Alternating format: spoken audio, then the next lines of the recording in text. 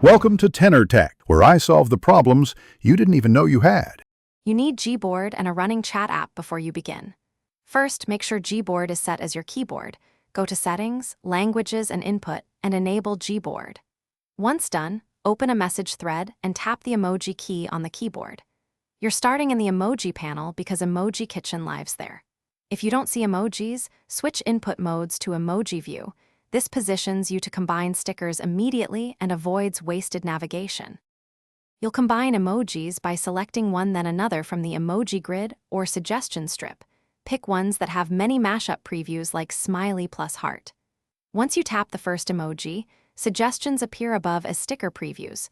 Scroll that row and tap a mashup you like. If you want a specific mood, use the emoji search bar, then choose combinations. Make sure to preview alternatives before sending. Because different emoji pairings produce unique stickers you're ready to send, tap the sticker preview to insert it into the message field, then hit send.